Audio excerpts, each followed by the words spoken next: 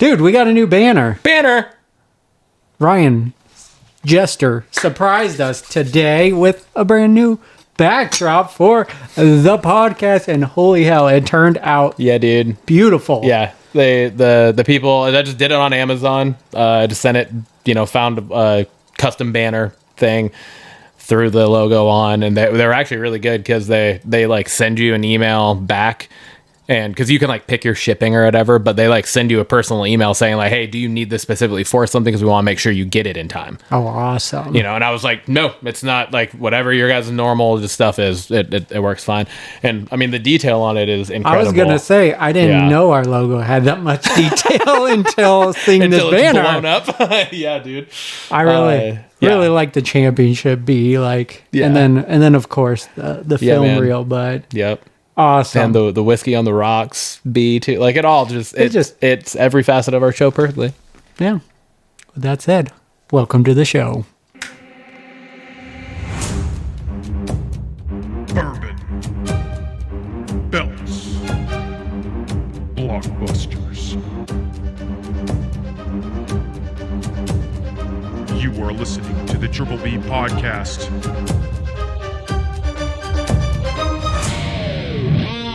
Let's fucking go. You got your cash in this week. It's not our typical cash in, but it's not our typical cash in. You can find it on our socials. At Trip B Pod. Yeah, at Trip B Pod. It's a tribute. It is a tribute. We did no bumps today. It's better for our bodies. Our bodies appreciate it so much. It's better for our bodies, and it was just a not to be too on the nose here, but it was a little tribute. It is. Little tribute. Got Saturday night's main event happening in about an hour and 10 minutes or so, and so as soon as we're done with this, we're going to be watching it. It's Cena's last match. So, that being said, also, the cash-in itself is not our typical cash-in. Oh. It is still whiskey. Don't worry. Okay. But it's not it's not bourbon. Oh. Okay. This is a first. It is a first. I changed it up. And the reason I did it, it's actually a really good reason. And I think like just the way the things all kind of melded together here, you're going to be like, what the hell? So what we have here is Legacy. Legacy. Okay. I like it. So we have the Legacy whiskey. It is a Canadian whiskey. Okay. So not a bourbon. It is a blended Canadian whiskey, but with the situation of today. Yes. And what today means and what it stands for, I just wanted to read this blurb on the back. Okay. Because I was contemplating this, right? I was standing in the aisle. The gal got it for me. Because I was like, the name of it is too perfect. It's spot on. We're talking about the end of a legacy. Not the end of a legacy, but the legacy of John Cena and his career ending today. Yeah. Right? And then I read this because I was like, it's Canadian whiskey. It's not actually bourbon. I was like, I know I'm really walking a fine line here. Then I read the blurb. Yeah. And it's too perfect. All right. So give it to me. Insight comes from experience. And experience, well, that just takes time. But once you've endured a few bumps and bruises, once this old world has seasoned you up a bit, what you're left with is a weathered wisdom that's been from a lifetime of doing. What you're left with is a legacy. And a legacy is something that's meant to be shared. From father to son, master to apprentice, old-timer to up-and-comer. And while no two legacies are the same, one truth has stood the test of time. At the end of the day, a couple of fingers of great whiskey is about as fine a way to smooth away the rough edges as just about anything on this earth.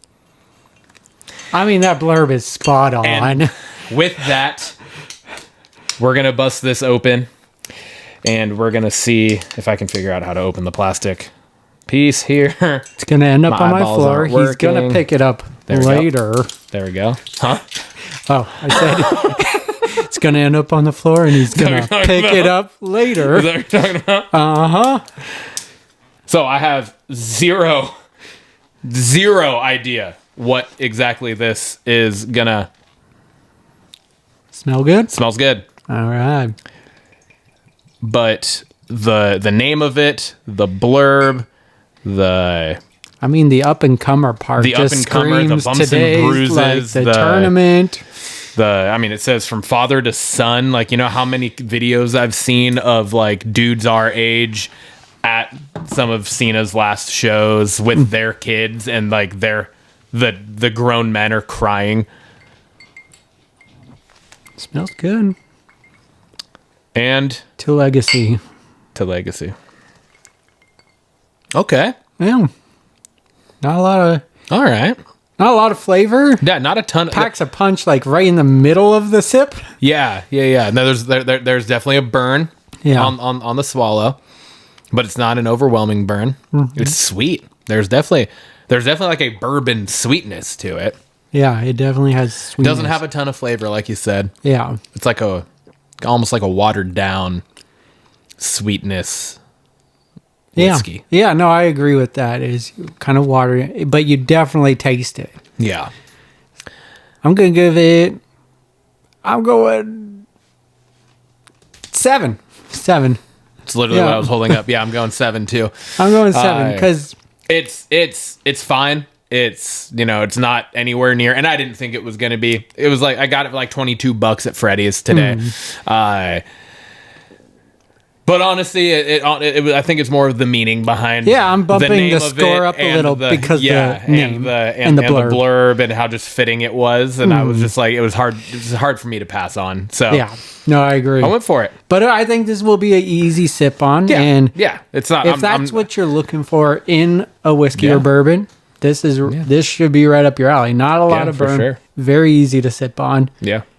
And We're just we're used to a bourbon profile, and this Yeah. is obviously lacking that. So I think our judgment's probably a little skewed because Yeah. we're not used to sipping on Canadian whiskey.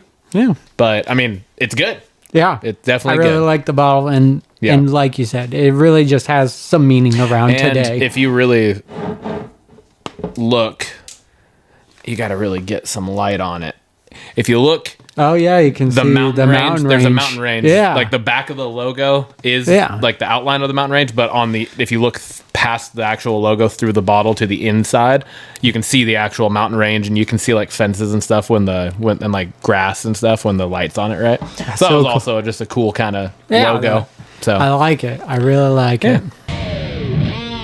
That brings us to our bourbon talking points of the week. We got Hawk Talk, of course, and with that, the Seahawks beat the Atlanta Falcons a whopping 37-9. yeah, dog. What are your takeaways? Your 3 takeaways from the game? So I saw a lot of stuff, that kind of, so there are some beat writers out there dogging us because it was 6-6 at half. Right. So that's kind of my first point here is I absolutely love the adjustments that were made at halftime on both sides of the ball.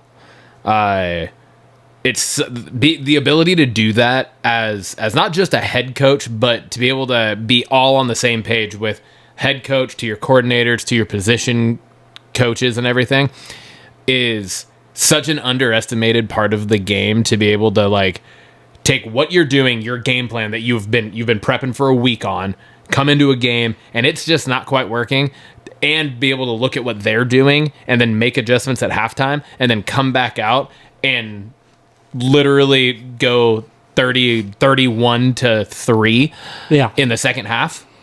It was is phenomenal. Yeah. And so it's like, it was, you could say we started slow or whatever.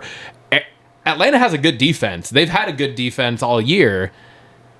Their offense is just fucking awful. Yeah. And, they've had injuries. They were missing Drake London. Penix is on IR or whatever. They have Cousins out there who's just kind of a shell of who he once was, and all these things. So, like, their offense is down. So it's like, this final score is the score that it should have been. And the thing is, nobody in these other games that we've blown teams out in, when we've blown them out in the first half, when we've put up 30 points, we're like one of the only teams or something like that, or but there's some statistic that we're like at the top of the pack of scoring 30 points in a quarter. Oh, damn. How many times we've done it this year. Yeah. And we did it in the third quarter. We've usually done it in, I think, the first or the second. this year.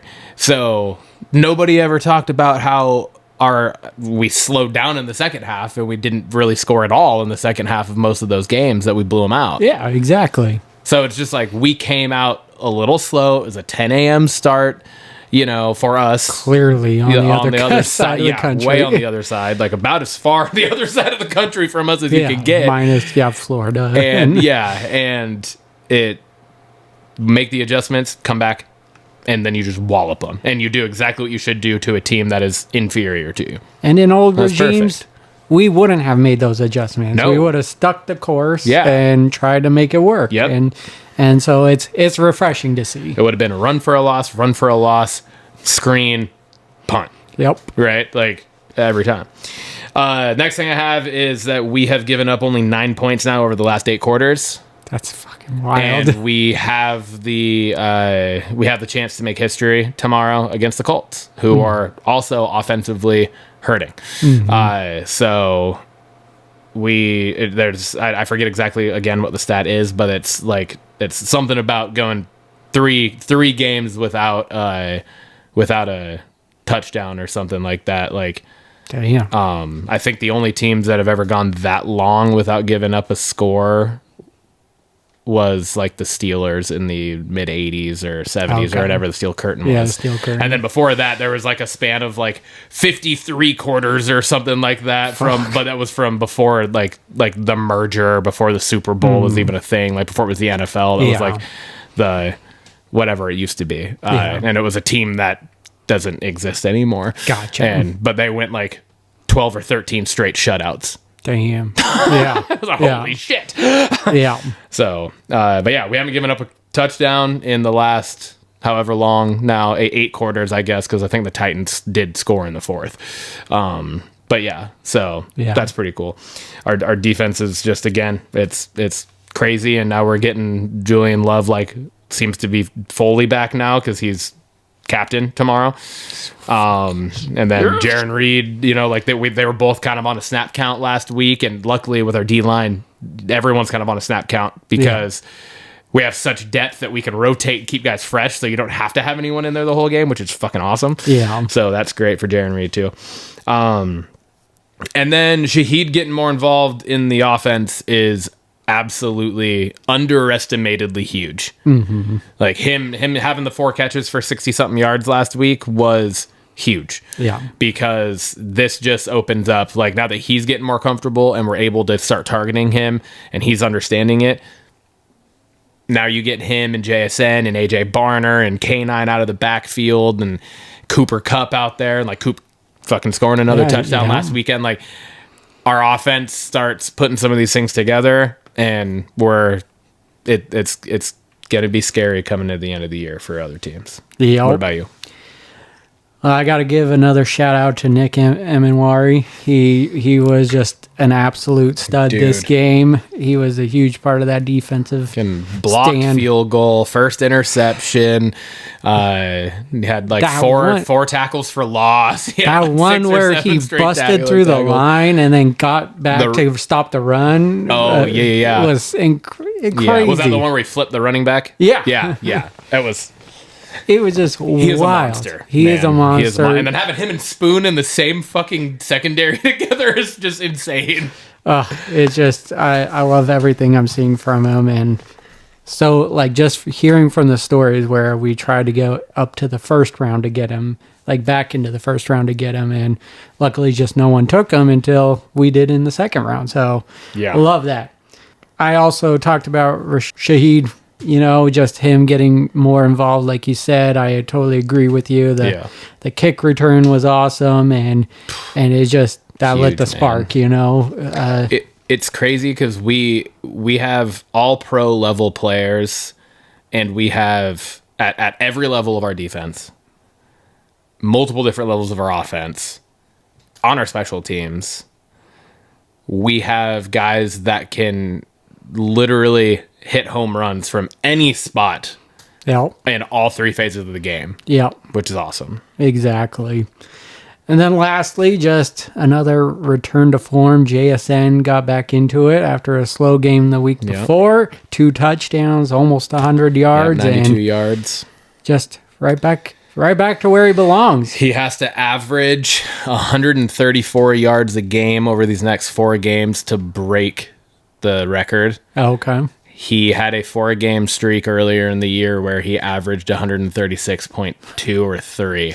So he can do it. He can. And the thing is, against, maybe not tomorrow, depending on how it goes, and we'll get into that, but definitely the last 3 games, we could potentially have to be throwing the ball and scoring to keep up or stay ahead kind of thing. So who knows? Yeah. It is still possible. It is not out of the realm of possibilities. It's just, I think, unlikely at this point, but we'll see.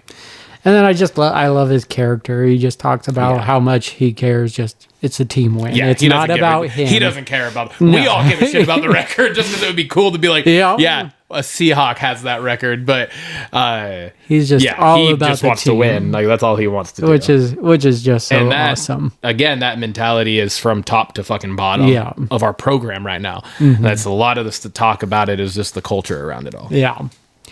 All right, next up, we got the Colts at home, and we got a 44-year-old Phillip Rivers coming out of retirement. He was a semifinalist for the Hall of Fame this year, and he decides to unretire. And he hasn't played since the COVID year. And his last game was January 9th of 2021 when he lost to the Bills in the conference championship, divisional round, I think. Okay. I always get those rounds mixed up. Yeah. Conference is like the final. That's the one before the Super Bowl, Okay. But I think it was either the wild card or the divisional because the Colts with him at the helm, they didn't go that far. But yeah, so... And he's set to start. I mean, it's crazy because this definitely tells you something about where the Colts are mentally at, I think. Like, Daniel Jones tears his Achilles. Anthony Richardson's on IR. Riley Leonard has been dealing with a knee injury, but he's been a full participant in practice this week. He's a rookie. You have Brett Rippon on the practice squad. They clearly don't trust him. Understandably, he's fucking terrible. They clearly don't trust their rookie quarterback either. Yeah.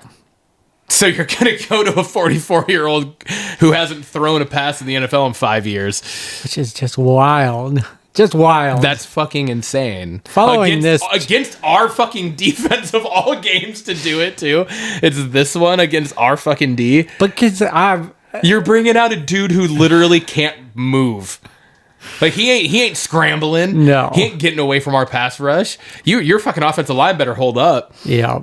Which I know they have a good offensive line. So, like, I will give them that. They have a very good offensive line. They got a really good run game. That brings me to the one point that I had about this. Yeah, and that is your focus. The only thing I wrote was Jonathan Taylor. Yeah. Jonathan Taylor is arguably the best. I don't even know if it's arguable. I think he is the best running back in the game right now. He's leading the league by quite a bit in rushing yards. He has like 1,300 or something on the year right now. It's the first game in a really long time that the leading receiver and leading rusher are playing in the same game. Really? Okay.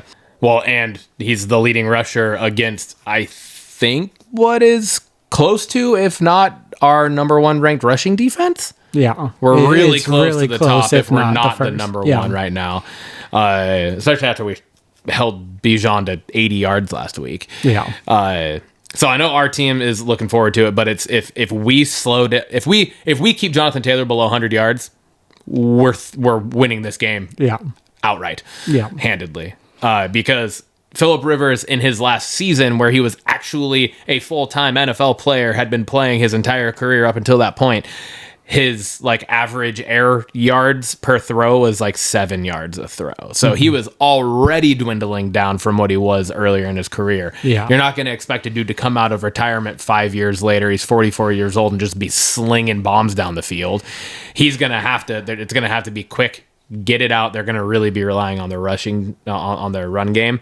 If we can even slow down, not even completely trounce the run game. If we can just slow them down, keep them under 100 yards, this game, their offense is going to be able to stay on the field. Yeah. So. Yeah.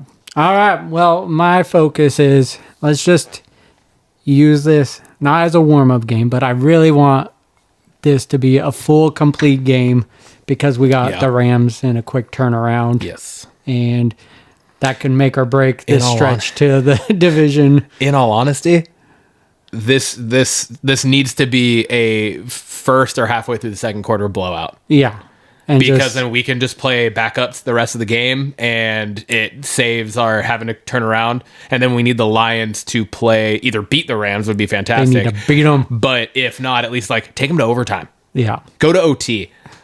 Make like them fucking last. Make this game fucking go forever. Tie at the end of overtime even. Ooh. That would be fantastic. They play 5 full fucking quarters and tie, so now we're already beating them, and then they have to come to Seattle and on a Thursday on a short turnaround. Yeah. I mean, fuck.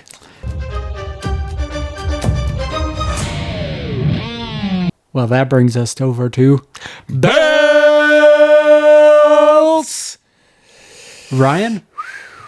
What do you want to talk about? I'm not as negative this week. Okay, there we go. Okay, I do have one negative. Okay. But outside of that, the other 2 main talking points I have are kind of like this. Yeah. It's like good things, but also I have like things that I was kind of also like, what? Some qualms. You know?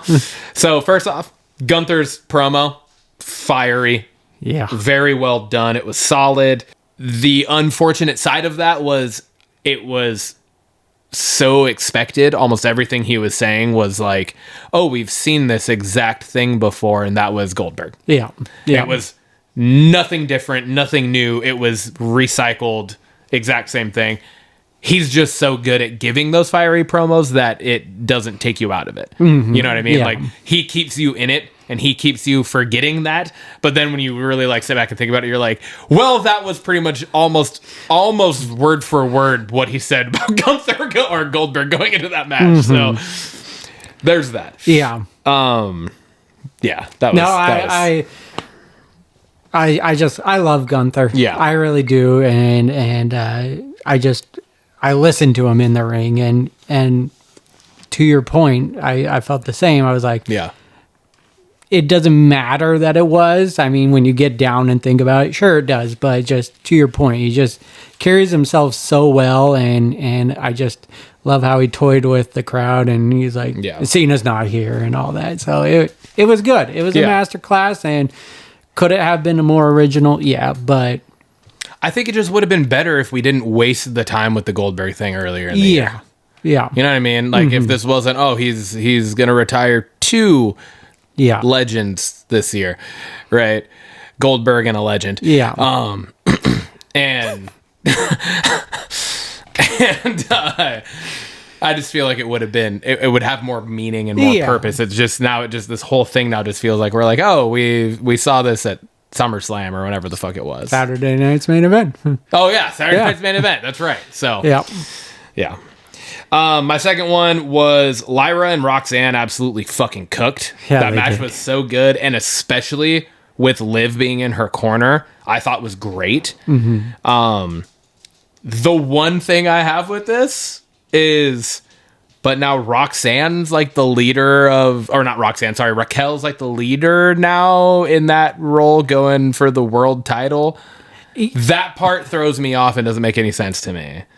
This whole week with Judgment Day threw me off because I just sang their praises about last week and how, like, you can see some fractions, but like Liv's back leading the show, and it felt and they complete. Ended so dominantly last Monday. Yeah, and then it just turned into, well, I'm going for the world heavyweight title, and sure, Raquel deserves it. She did great things without Liv and everything, but it's just, I don't know. It was just like a complete 180 from last week. Yeah, it was weird. So that's where I was like, we gotta see this out and see where it goes. I don't want to like shit on it, but goddamn, that was already 2. I had been on a decent streak, but I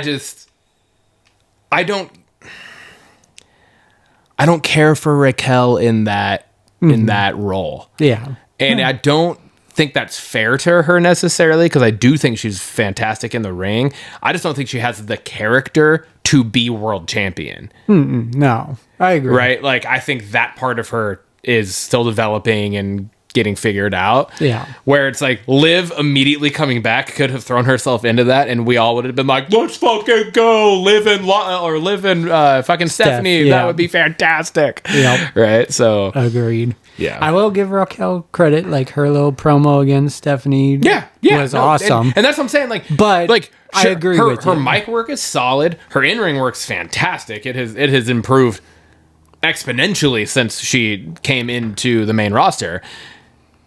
It's just there's something missing. Yeah. And I don't know what it is. And so, like I said, it's not necessarily fair to her, because I don't think it's anything she's doing. It's probably more on the creative side of everything. I just feel like there's something missing. She doesn't have that it factor yet to be world champion. I agree. And I think maybe just showing a little more dominance. She is a big force. And maybe, but yeah, she doesn't command the room like Liv does, like Stephanie does. And it's just, I get what you're saying. Yeah. All right, here's my issue. Here's my negative point. It's the one true negative point. Okay. Because I thought there was nothing good about this entire thing. And this is exactly what I wrote, verbatim. What an unorganized, shitty conclusion to the show. I said that was mind-blowingly bad, from a relatively uneventful main event match to the shocking interference to the second appearance of the Black Mask guy to Braun's totally uneven promo, the weird interruption of LA Knight in the back, the obvious disconnect between Logan Paul and Bronson Reed continuing to beat him up in the back, and then going back to Braun Breaker finishing his promo before the tsunamis. It was all just fucking weird. It did not feel like it was... It felt like something was fully just off. It felt like something happened, like something bad happened, and they were like scrambling to just make things work. And like, if that's what actually happened, then honestly, I would almost prefer you come out and fucking say that so that we know. Because right now it just feels like that was meant to happen. Yeah. And I thought almost that entirety from the start of that match was just absolutely terrible for the rest of the night. It was a legit mess. I had the same. I was like, what's going on? Like, why is it all over the place? And it's like you have Braun Breaker giving it what already wasn't. It was nowhere near the promo he gave last week. It was almost like, again, recycled. It felt like the exact same fucking kind of thing. I will give him the one note of, I'll take your wife too. That was a good line. I'll give him that. But that was the only decent thing out of that fucking promo, really. It got me to pop. I was like, oh! I know. I was also like, I knew it was coming. Yeah. When like he was like, I'll take this, I'll take that. He said, hell, well, I'm at it. I was like, hey, he's gonna talk about AJ. Here it goes, because that's where the real personal shit comes in now. Is gonna be Punk's gonna come back this next week, and he's gonna bring up the fact that he's talking about his wife. Okay, I get that. But the rest of the promo was weird, and then you throw off the random interruption from backstage. Like, that felt it seemed like it felt to Braun like that was out of nowhere. Like, all of a sudden, LA Knight was just up on the screen. He was like in the middle of talking. He's like, what the fuck's going on right now? That's kind of how like his reaction seemed. And then Logan and Bronson get out of the ring and start walking up, and then he goes back and keeps talking. And then it cuts back to them beating the shit out of LA Knight, and it was just like, what is happening? And then it was like, what was the point of that? Take out LA Knight until January 5th. Is my guess. January. Is that the Punk and Braun? I was thinking even the Rumble. Maybe. Maybe he wins it. I doubt it. I know. They just keep absolutely shitting on the one guy in the company that actually deserves the biggest fucking push ever. Anyways, So that was my 3 points there of that. I was very disappointed with the ending of Raw. Yeah. Because like the rest of the show was overall pretty fucking good. It was solid. Too, yeah, like for sure. I didn't think like there wasn't a part of me until that I was kind of like, eh.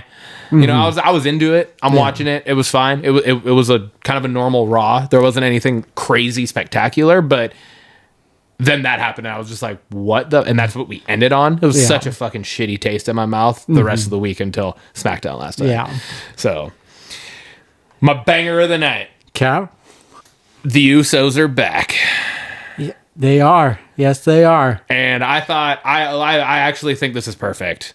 Do you think it's long-term? I hope so. Or is it part of a storyline? I don't know. I hope it's long-term. I hope this isn't like feeding into Jay turning on Jimmy and this creates a...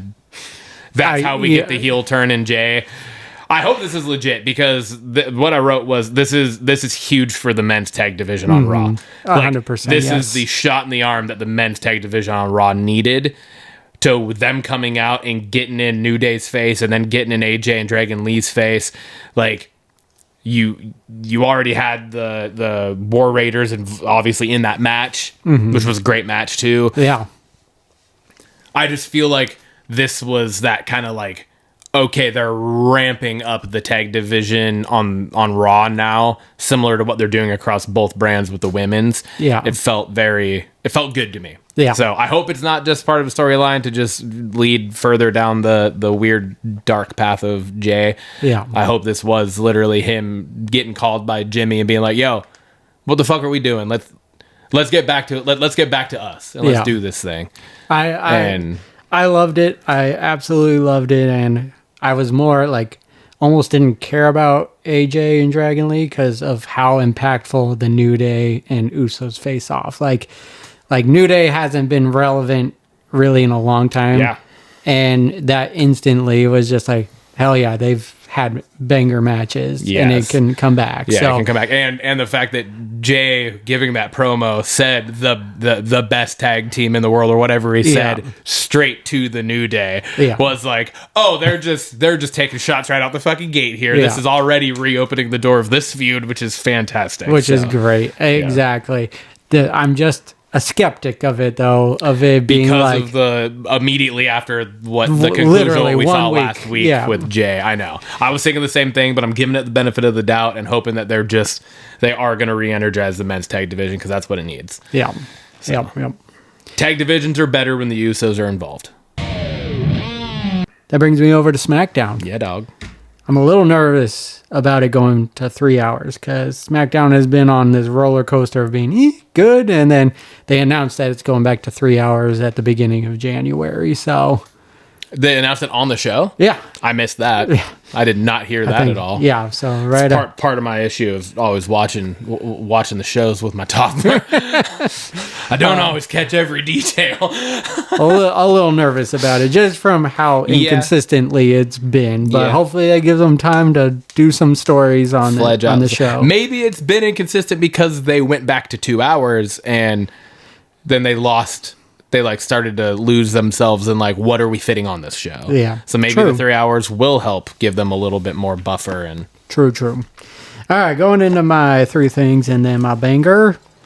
The MFT versus the Wyatts feud is bringing out some really good highlights. Solo, while very close to my heart, he did take some jabs at Bray Wyatt last week and pulled at the strings and then kind of continued to do so last night with the run, which I thought was good. As long as, Bo Dallas is good with it too. I'm sure he is. I'm sure it's all been creatively. But it's just, I like it. It's getting personal. My one qualm with this is it's going around the tag titles. I want it to be a war between the full family. Yeah. Right?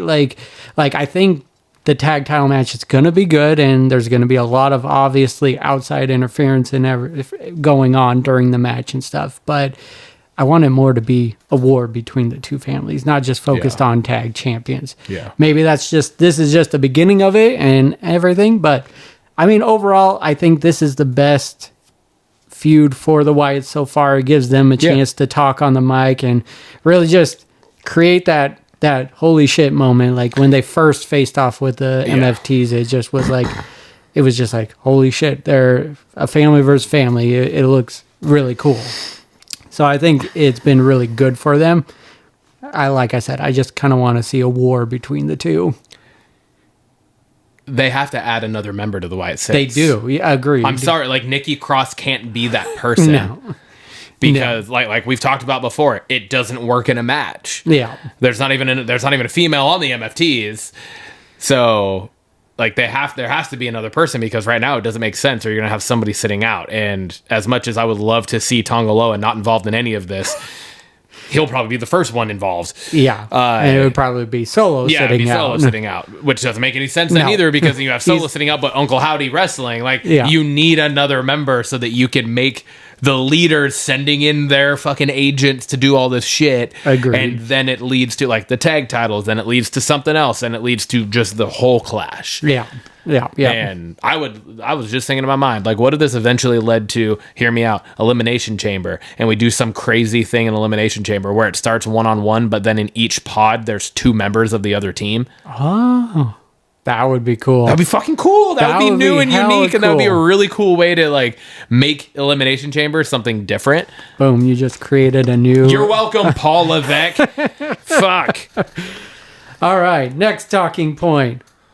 Lash Legend really is the bougie bully, because she's so fucking good. She is so good, and Alexa Bliss was the perfect opponent for her. Absolutely perfect. There was some rough looking spots in there. Everything Lash has done since she came up with Nia Jax has looked absolutely fucking brutal. Yeah. Like her fucking little forearm like punch thing that she does, her fucking big boot, the choke slams, the fucking the Dominator over the barricade. Oh my god, I know. Was just like, oh, I was like, oh, this isn't ending well. And then she flipped. She got her fully rotated. Yeah. Like it was really good. Yeah. And then her fucking finisher, I'm sorry, is still fucking fantastic. It's so good. The Lash extension, is such a dope move.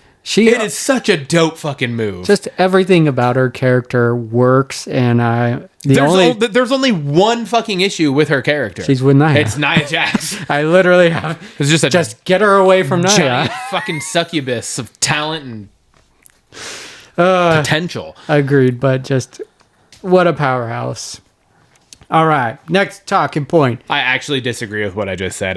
I'm going to be totally honest with you. While I hate Nia Jax in the ring, Nia Jax outside of the ring is actually really fucking good. Mm-hmm. Her character outside of the ring is fucking good. Yeah. Her personality is the perfect fit with Lash.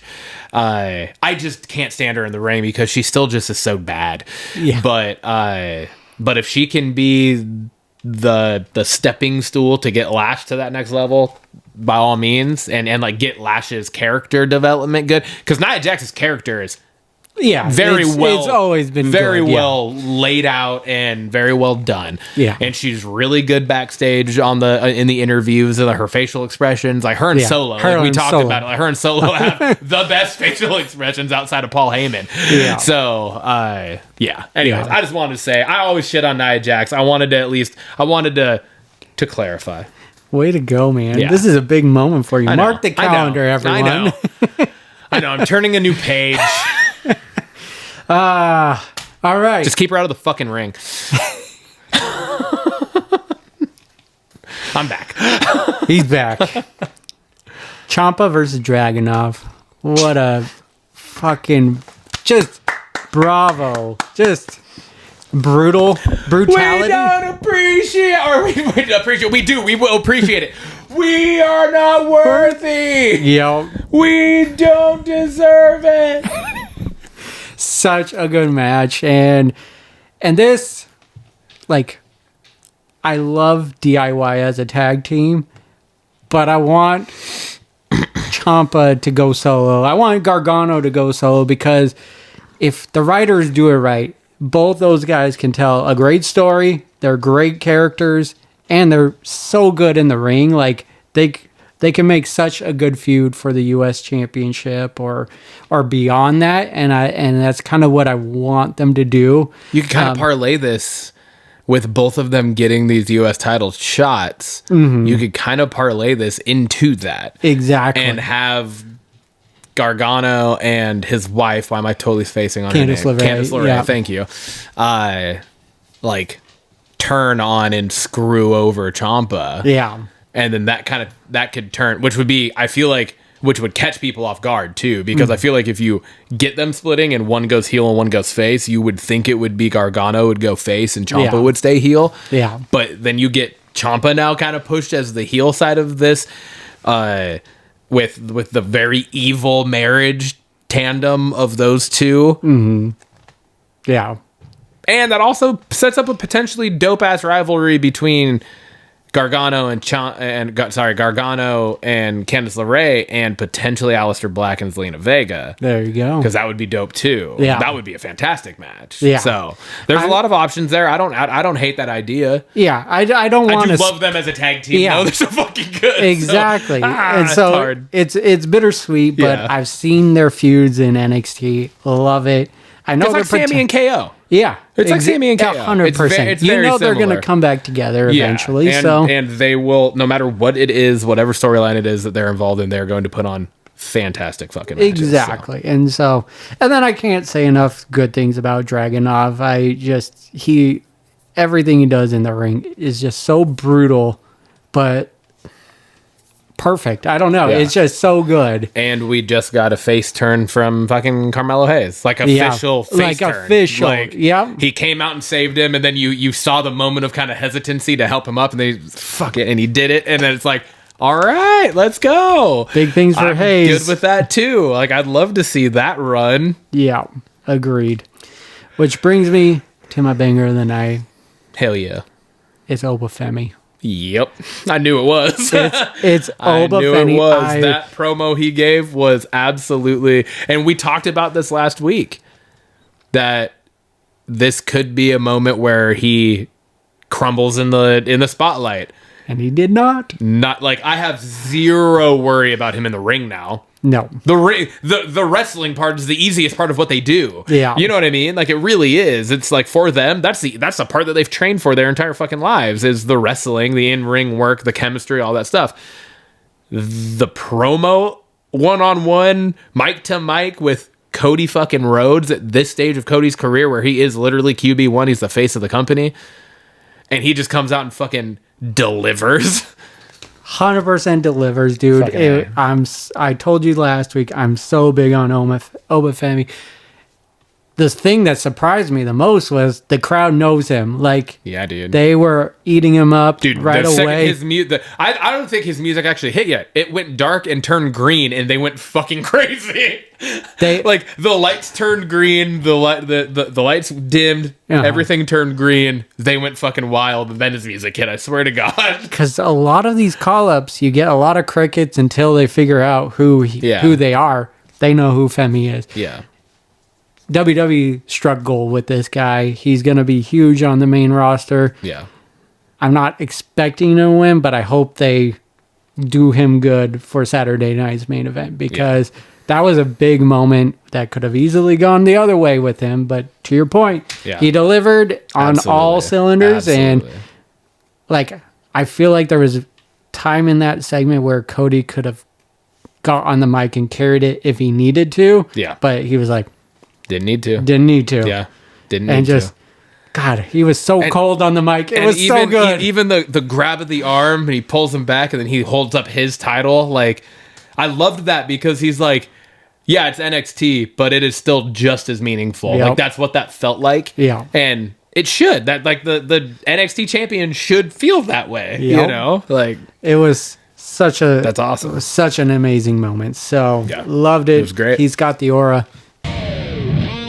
Bringing us over to the belt question of the week. His time is up. It's officially coming to an end tonight. So let's discuss John Cena and his career briefly. So I got a few questions here. What is a favorite moment of his career? Did you always like him, or were there times you didn't? And then anything else you'd like to add, because the last time is now. Yeah, man. I think my favorite moment and memory of Cena. It's tough, because it's really fucking tough for obvious reasons, but I think, can I break it down into two different categories? Mm-hmm. My favorite feud that Cena had, hands down, was with Edge. Yeah. Hands down. My favorite actual, like, John Cena moment was the return at the Royal Rumble. Yeah. And I think the reason for that is because no human being should have come back from that as quickly as he did. Mm-mm. And so it was at a different time. What was that? 09 or 08? Yeah. Yeah. So it was a different time. Social media was not what it is now, obviously. Kayfabe was still, as much as it ever had been at that point, really still intact. Mm-hmm. That was actually legitly one of the biggest, I think, shocks in the history of the company. Mm-hmm. I would agree. Because there was zero thought on anyone's mind that Cena was wrestling after 3.5 or 4 months. Yeah, like fully max 4 months. Fully tearing his pec off the bone. Yeah. Nobody thought that was happening. And in I forget what documentary or what it was that they talked about this and everything.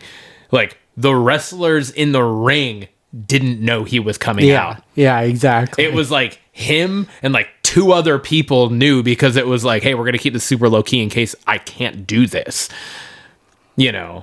So like they had a backup plan. Like, that shit doesn't happen now. Mm-hmm. The shocks like that do not happen now. Yeah. You know who's at every show, you know where they're at, kind of thing. Yeah. I think the closest thing to that was CM Punk returning at War Games. Yeah. Or Hardy Boys at WrestleMania 30. Yeah, that's true. Yeah. But still, I just think like that is such a when you think of Cena, you think of him he's standing like this and he just Yep. And huge moment. You think of the moment of Triple H is just whooping ass in the ring, and then all of a sudden his music hits and he stops dead in his tracks, and he's just like, what the fuck? And just looks at him, and like, that's a genuine reaction. Yeah. He's like, is this happening? How the fuck is he back right now? Like, what is he doing? How is he here? Yeah. I just thought it was so cool. Yeah. To answer, do you want to go to yours? Yeah, or do you let's want... go. Let's okay, back and forth. Yeah. One of my favorite moments was his feud with the Wyatt family leading into WrestleMania 30. It was just gold all the way through. Minus, I do wish Bray Wyatt won the match, but like the whole lead up to it, and then getting like the Eminem legacy like music to that story build at WrestleMania, it was just so good. Yeah. And then just to kind of build another one, I did have 2. His feud with Brock Lesnar that gave the birth of FU was incredible. It was just it made him a huge star, I feel like, during that moment. And so true. Those 2 really stuck out in my mind. Yeah. All right. Did you always like him, or were there times you didn't, or... You already know the answer to this, Tim. Give it to me. And you know how I know you already know? Because you and Nathan used to give me so much shit about... I've been an OG member of the C Nation Army since day one. I've never faltered. No. Nothing. I've always loved Cena. I always thought he was great. And you and Nathan used to give me so much shit about it. Because you're like, oh, the 5 moves of doom. And Nathan was a big ride or die too for a very, very long time. And I've always loved John Cena. You could bitch about his fucking moveset all you want. There's a short list of people in the history of this business, that can go toe to toe with Cena when it comes to evoking emotion and telling story in and outside of the ring. Yeah. And so, like, when you boil it down, that's what this is about. That's why we do what we do. That's why people care so fucking much. It's because of the ability to evoke emotion and make people feel something. Yeah. That's what this is about. Yeah. And he is one of the best to ever do it. Well, with every Let's Go Cena, there was a Cena sucks. And absolutely. I love to hate on him. Did I hate him legitimately? No. I just loved to hate on him. I don't think I appreciated him as much as I should have. Yeah. Because, damn, looking at this last year and as the days count down, I've gotten emotional about it and everything. I was bitter at times because I wanted others to go over at times. Yeah. But But that's wrestling. That's just wrestling. You can look at any era and say the same thing about it. Like Roman's reign, you know, with the title. How many people did we want to see go over him? Yeah. Sami Zayn, right? Yeah. That's the one that sticks out. Like, so everyone has that moment, but Cena did it so well. And I never once hated his matches. It was never, I didn't care. Like, yes, I made fun of the 5 moves of doom. Yeah, everyone did. But his matches were hella entertaining. There was never one where I'm just like, he didn't phone it in, right? You know, he gave it his all in everything. So I love to hate on him.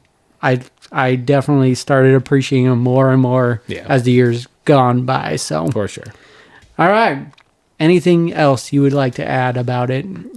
I think it's just interesting considering like what this year is and has been, to hear him come out outright and say that he wanted to do like 220 dates. Mm-hmm. He wanted to do the full tour. He wanted to be on a bus. He wanted to pause everything. And now, to my knowledge, we don't necessarily, well, no, because he said they only needed me for 30 or whatever it was. Or 38 or something. Yeah. That's fucked up. Mm-hmm. You're talking this dude who has literally carried this company on his back since 2002. Mm-hmm. He wanted to come back and do a full fucking thing. Why not let him do it? What the fuck? Like and for him to come out and say it, I think is huge, because that's letting the fans know like they got robbed and it wasn't him. Yeah. And so I just wanted to kind of I fully agree with that. I heard that too. Super disappointing to hear. I thought it was just like an article, but then you like saw it, and I was just like, "Damn!" He said it live on fucking. I don't know. It was a talk show of some or a podcast or something. Exactly. I don't know what it was, but yeah. My last thing on it is just looking back. There's just so many memorable moments. There will never be another John Cena, as cliche as that is. He carried the company a long time and did it through a time when it was probably as tough as it could be. Like, you get the social media started where you take away some of those surprises. And the online voice becomes like, that's all you hear. Yeah, and he began immediately after arguably the best era of wrestling. Yes. Ever. Of the Attitude Era. 100%. Yeah. You know what I mean? Like that's so fucking hard to now be like, hey, you're going to be the guy to follow that. Yeah. Yeah. And it was just like, oh shit. And he fucking he handled it, man. And he did it. If you look back on the last 2 decades that he was part of, it's just, you take him out of that, wrestling looked very bleak. Like, there's some good characters in there that could maybe carry you, and maybe they would find someone to do it, and I'm sure they would, but just looking at it from our perspective right now, it would be very bleak without him. So it's, again, there will be never be another John Cena, and just hats off to him. Yeah, dog. That brings us over to Blockbusters Focus Features. I was really excited about this. I got this in early because last Saturday this trailer dropped for Paradise Season 2.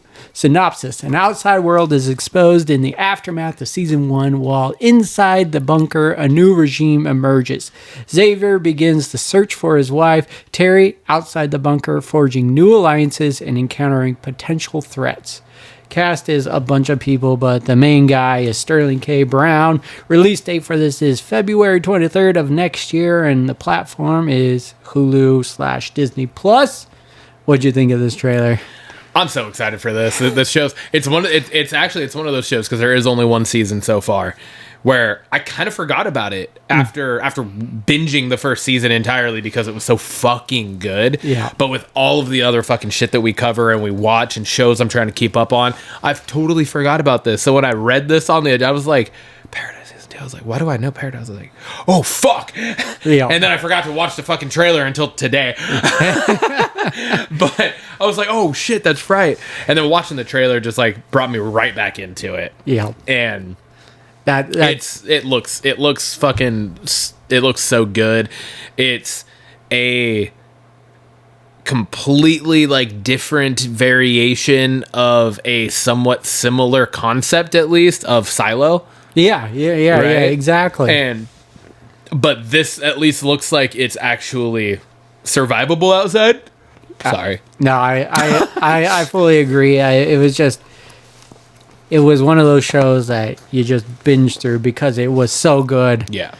And so, but it's so quick, and then it just kind of, goes to the back of the queue. And then when that trailer dropped, I was like, "Fuck yes!" Oh, the show. I'm so super excited about this one. So same, dude.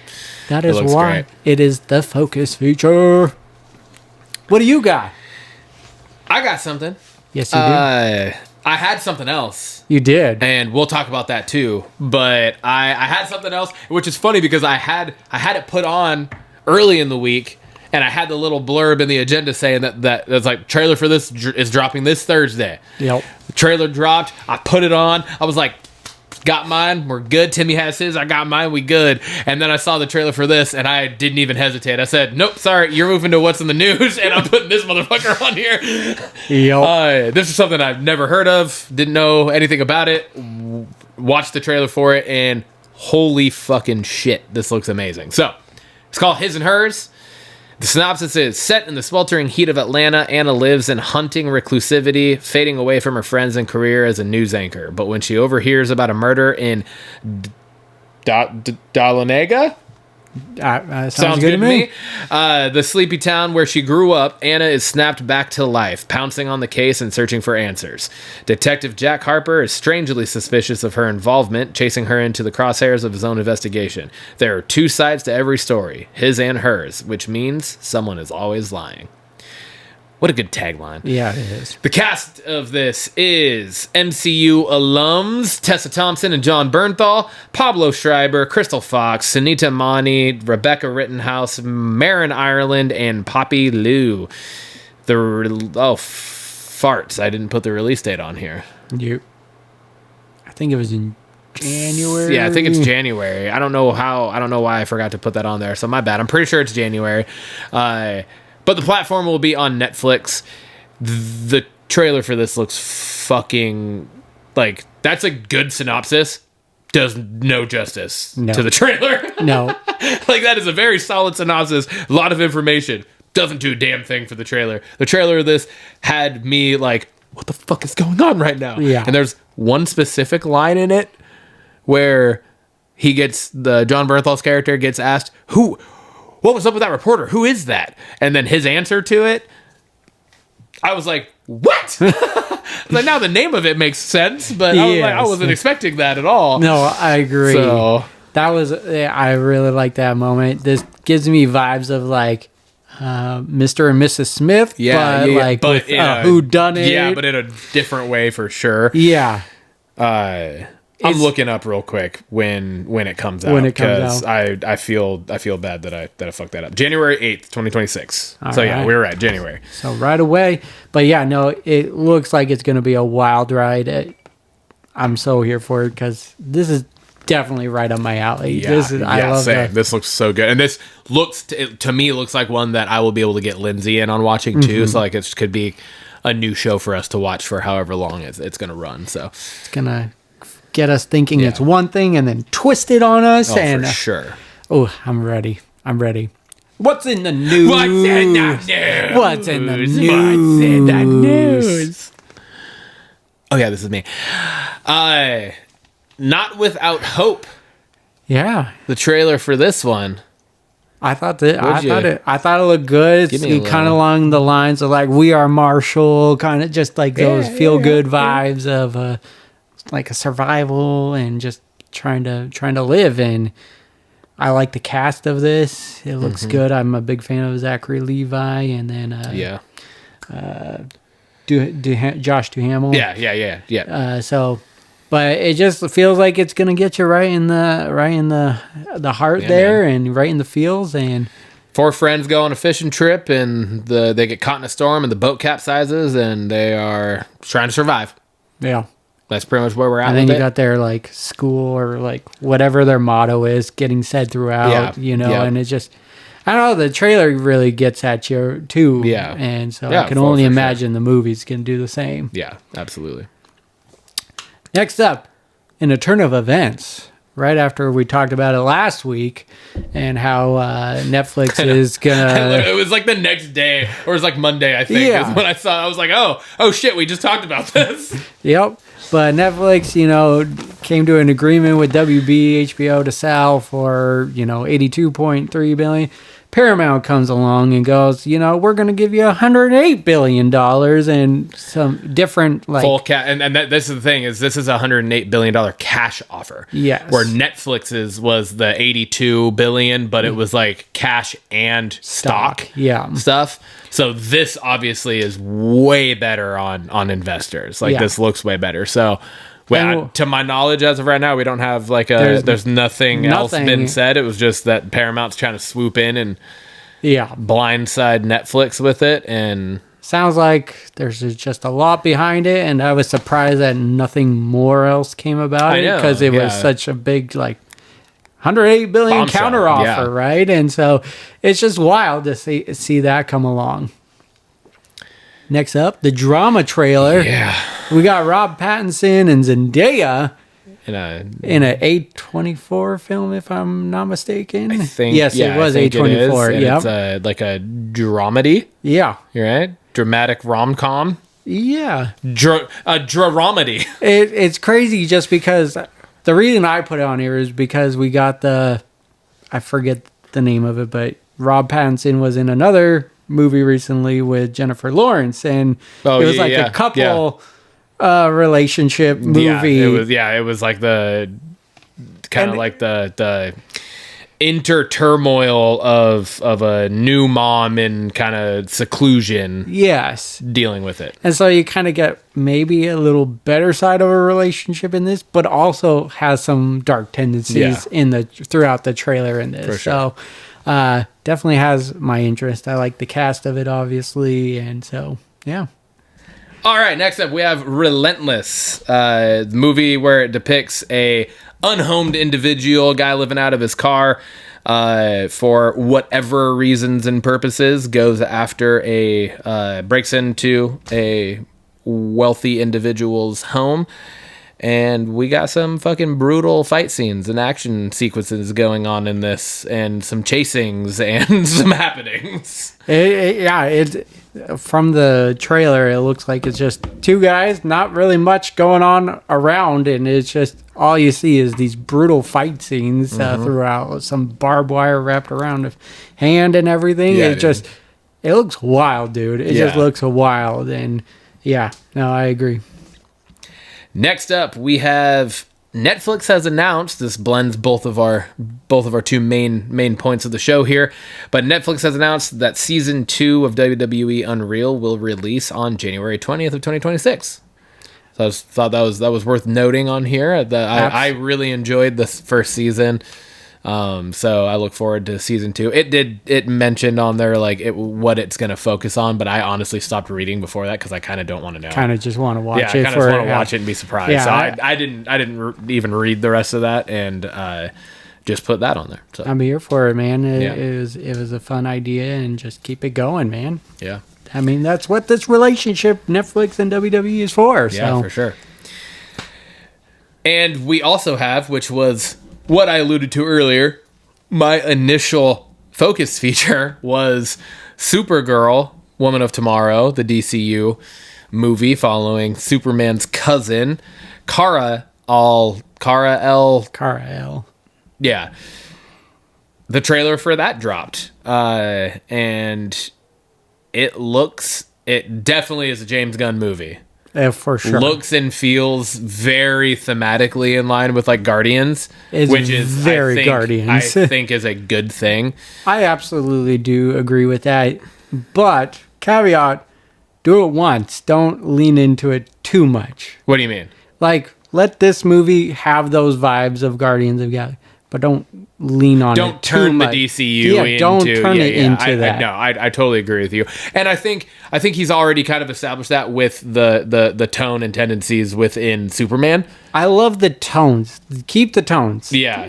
But like this looks like she's like a kind of like a drunk character. It feels like on the nose with Guardians a little bit. Yeah, but I mean, but Chris Pratt's character wasn't a drunk character. He was just a dancing little like thief. Yeah, right? true. So true. like I get what you're saying though. I totally get what you're saying because there is definitely this did feel very close. Yes, but it also looks fucking awesome. It does. It really does. I'm excited. It looks really good.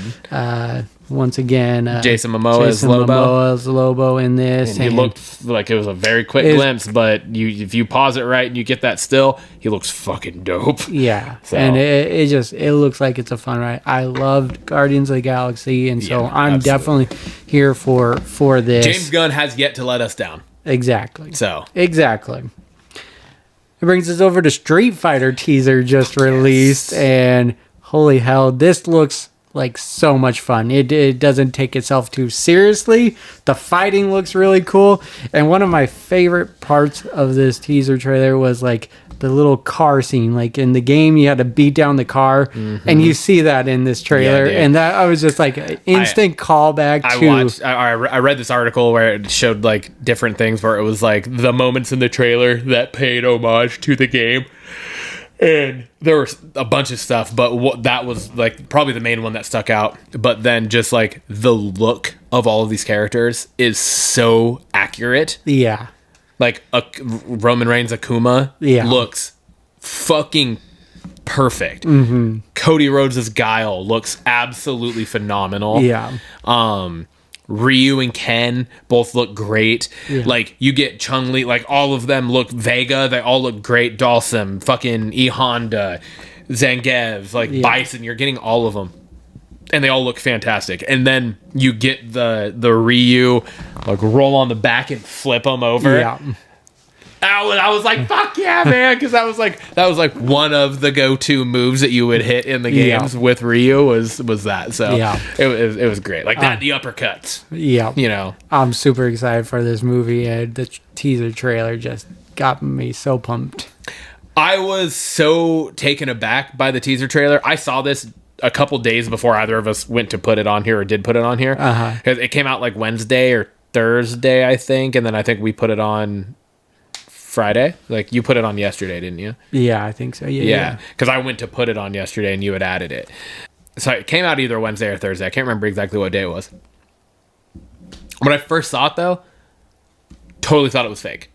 Oh really? I legitimately was like, this isn't actually it, because like there were a couple parts where I thought the faces looked a little like AI'd, like CGI AI'd type of thing. And so I was like, this isn't fucking real, whatever. And then I ended up going back and I saw it again yesterday that it was posted by the Street Fighter, like their account on X. Yeah. They posted it. And I was like, oh, fuck. I started watching it. I was like, oh, shit, this is the same thing I watched yesterday. I was like, no shit, this is actually this is it. And then I like watched it like full screen on my computer. And I was like, oh, okay, this looks fucking awesome. Yeah, it really does. More Avenger Doomsday potential news. There's 4 teasers that have kind of been announced. And it looks like dates might have been announced. It's not from like a reliable source, but 12/18 lines up with Avatar, Fire and Ash coming out, that's one of the things that I've seen the most of, is that it would be, I think it would be 12/19. Okay. Because it would be this coming Friday is when Fire and Ash comes out. But they do like Thursday, like kind of like the midnight release, but they usually do like 7 p.m. the day. I didn't even realize they still did that. So, okay, yeah. So it kind of lines up with that. And then we got a Christmas Day, potentially a New Year's Day. Which makes sense because the Christmas Day is a year and 1 day away from the release. Yeah, a New Year's Day, and then also the 8th of January, which it seems crazy that they're so close together. Well, they're all a week apart. Yeah, which... Yeah, essentially a week apart. But I'm hearing rumblings that it could be just teaser of groups that are involved with Doomsday, like having the OG heroes and maybe the X-Men. I was wondering if that was what it was going to be, because because I didn't see the dates, I just saw that there was going to be 4 teasers coming soon, and I was like, oh shit, that's new. That's definitely different than anything Marvel's ever fucking done. Yeah. And I was like, oh, I wonder if it would cover, like, if it's going to be, we're going to get a teaser trailer that is just the Fantastic Four gearing up for it, just the new Avengers gearing up for it, just the X-Men, the OG X-Men gearing up for it. And I don't know what the fourth one would be. I think the OG. The OG Avengers. The Avengers, yeah. Or like the current Avengers, not the new Avengers, but the current actual, like, group. Yeah. Maybe. Yeah. I don't know. That would be either way. Let's fucking go. We're getting essentially 4 straight weeks of teaser trailers leading up to next year's release. Yeah. Chef's kiss. And then what I would assume would probably be a full-blown trailer for the Super Bowl or something like that. Something like that. Yeah. Right. Just any more for this movie, please. I want to see more, and just having dates to it gets me excited.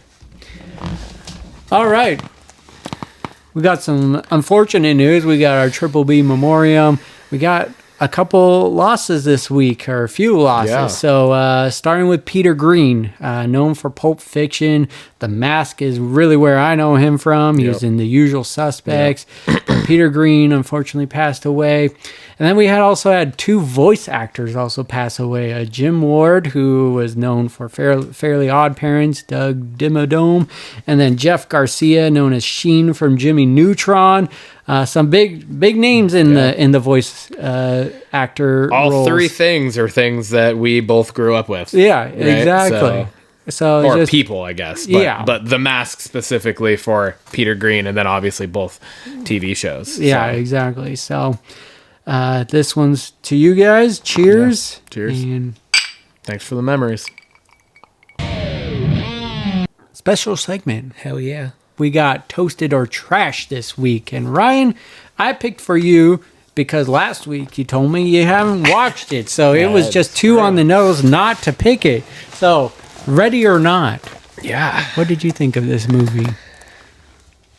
Straight up, just out the gate, I thought it was toasted. This, I mean, and I already know you did because of just what we talked about last week, or you wouldn't have been excited about the second one coming out, right? Yep. So True. I already know you thought it was toasted, so this one was a little less of a mystery for me, but it was fucking awesome. I really liked the entire premise of it, the story, the history without the story that you get throughout it too. I thought that was really well done, and it was also like at the same time kind of it was like a horror comedy. Yeah. Right? Like that's what they're set up to be. Yeah. But it was like not a comedy, that's not the right term. It was more of like a satirical horror movie. Yes. Yeah. Kind of like Cabin in the Woods. Yeah. Where it's like kind of making fun of itself while also like having you fully invested and having moments where you're like, oh shit. But just the fucking sister. Oh god. Just the accidental offing of both of the 2 maids. So and then the other one just in the fucking dumbwaiter thing. And like that scene, Lindsay was out painting a banner. And she's like, I hate being out here because I listen to everything. I get invested. So she keeps walking over and watching. And then that scene though, she's like, okay, I'm going to bed. She's like, that just made my stomach hurt. Yeah. The dumbwaiter scene. Oh, yeah. I was just like, fuck, man. I was like, dumbwaiters are never a good idea. Anytime there's a dumbwaiter in a horror movie, somebody's dying because of the dumbwaiter. Exactly. Like, it's happening. There's no question. Like, that's the only reason, that's the only use of a dumbwaiter is to kill somebody. So, I thought it was fantastic. This made me so much more excited and curious, even more so to see how the second one is played out. Yeah. Because it was like, I didn't know, obviously, watching the trailer last week, but now it's like, now I kind of understand what they're talking about in the trailer, but I'm also even more so curious, like, okay, how does this actually work now? Yeah. You know, so...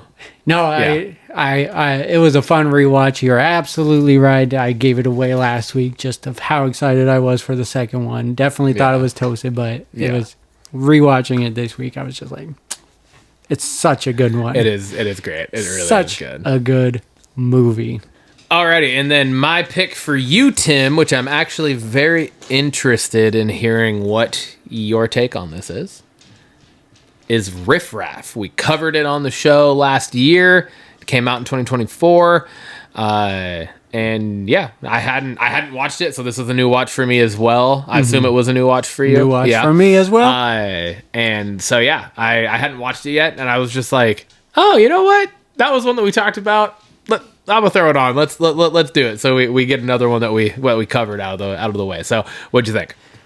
All-star cast for sure. Yeah, for sure. But I thought this was a total snooze fest. Oh really? And it was nothing like the trailer. Like, I was so excited for this from what the trailer presented, and then it just did not deliver on that for the movie. Was there cool things in there? I really liked the kid in the movie. Yeah. Like, he was like the most likable character to me, and it was just, he's so innocent throughout the whole movie until the end, and then but yeah, it was not what I was expecting, and not in a good way, unfortunately. And there was some cool they tried to do some little twists at the end, definitely, but it just spent so much time leading to that moment, but not delivering enough. So I'm going to say it was trash, and I'm going to say you thought it was trash. It was, I'm like, kind of down the middle. Okay. I'm more definitely wasn't toasted. Yeah. I don't think I want to necessarily classify it as trash because I did enjoy the movie. That's the thing, is like, because I've watched it in bits throughout this week. Like, this week was kind of crazy for me, so I just didn't have time to just sit down and watch another movie on top of Ready or Not.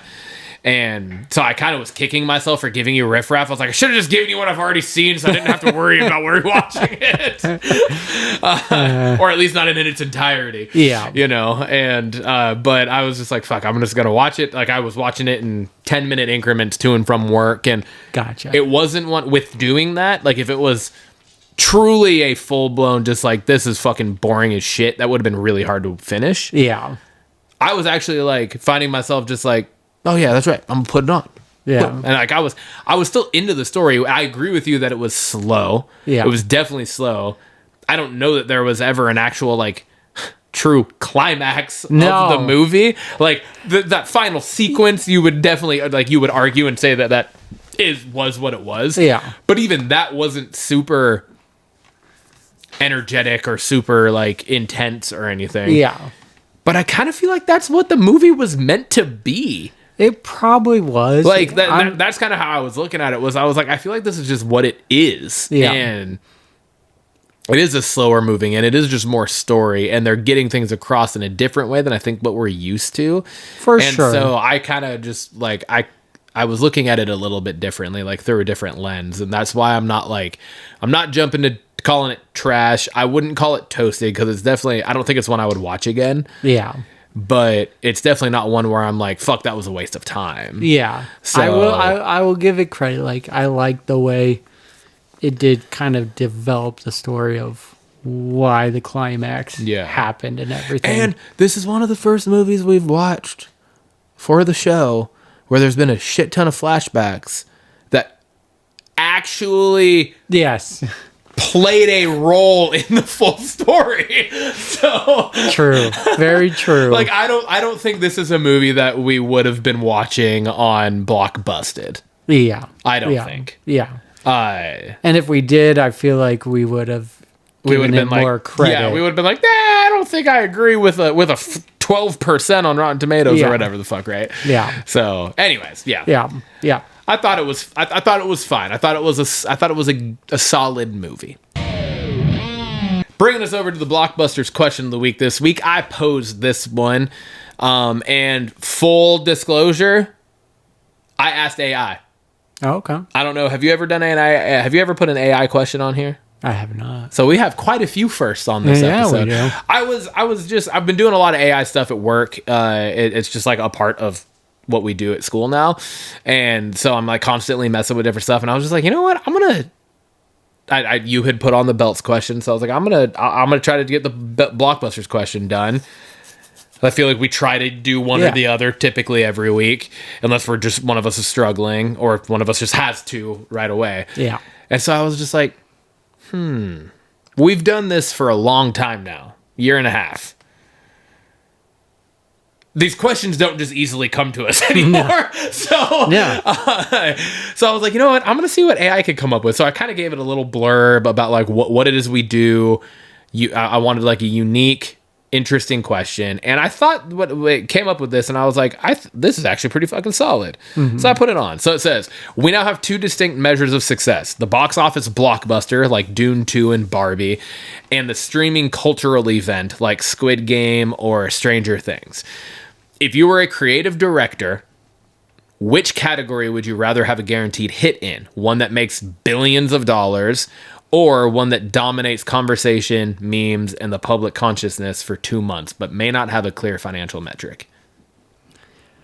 So I thought this was kind of like a tough question to ask, just because I wasn't so clear on what it was asking, but I'm going to do my best to answer it. So let me try to break it down, at least the way that I took it was, would you rather have one that is, because it's the theater box office or it's the streaming phenomenon? Yeah. Right? Yeah. So which one would you, because there's no true like monetary metric with streaming. Yeah. Right? Because we don't see, there's no ticket sales for streaming. Yeah. It's just people that are already paying for the streaming services. Yeah. But like Stranger Things and Barbie. Yeah. Barbie was, one of, if not the biggest fucking blockbuster of last summer. Yeah. Stranger Things is one of the biggest arguably one of the biggest streaming shows ever. Yeah. And it's like you have this huge blockbuster, but the thing is, nobody's fucking talking about Barbie anymore. Mm-hmm. Stranger Things has been getting talked about since it debuted in 2016 or whatever it was when it debuted, and will probably more than likely continue to be talked about well after the part 2 of the season finale drops later this month. Yeah. Right. And that'll be like something that is kind of like held up to and compared to for other projects type thing. Like that kind of like streaming phenomenon or a block, like a box office blockbuster. Yeah. That's kind of what I like. Which one would you, if you were in that chair, which one would you rather lean toward? The one that's more of like a cultural event, or one that is like fucking just breaking records monetarily and economically? So I said I would lean towards the box office blockbuster. While the cultural events are amazing, thinking back to like Lost and Walking Dead and Game of Thrones, these were such fun times. But to me, the streaming doesn't feel the same anymore. It's not a watch one episode a week and then everyone talks about it. It's everyone binges it, talk about it, and then it kind of quickly goes away. Yeah, will you talk, like I still talk about Game of Thrones and everything, but not like in depth or anything. So a movie just seems like it stands like the test of time. So not leaning on Barbie so much, but you think of things like Titanic, Avatar, Lord of the Rings, Star Wars, just those movies made it big in the box office. Everyone's talking about them. Then they get re-released out in the theaters, and everyone loves to go back and watch those things. And it feels like it just stands the test of time. The box office one for me, and that's why I went that way. Okay. Pull my notes back up.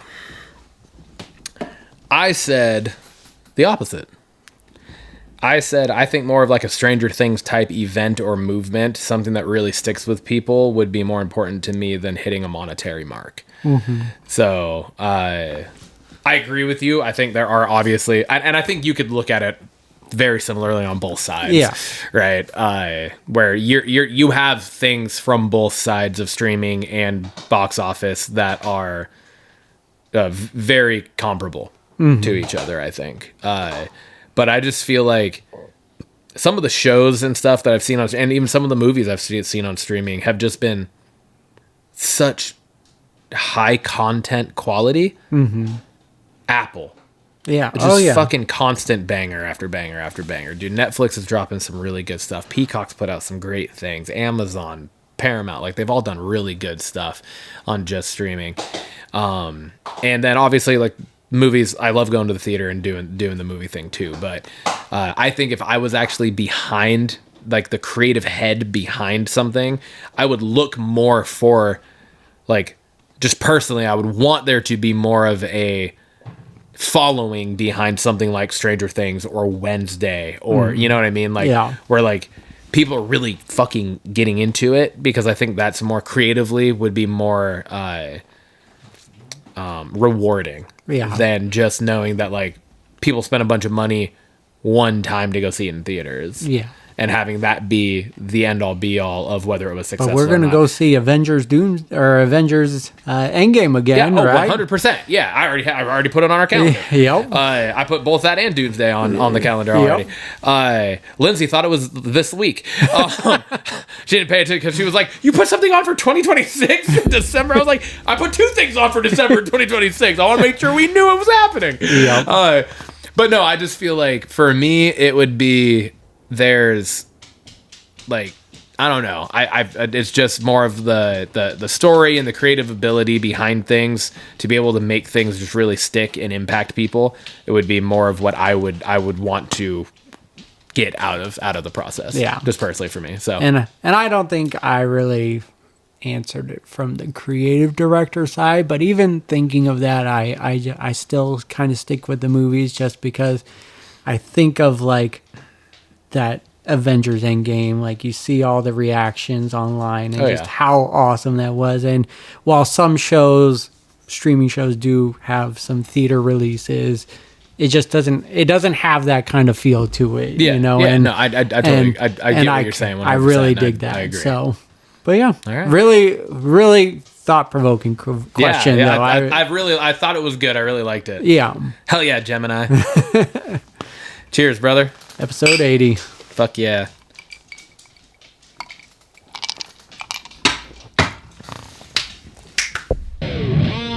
Let's fucking go.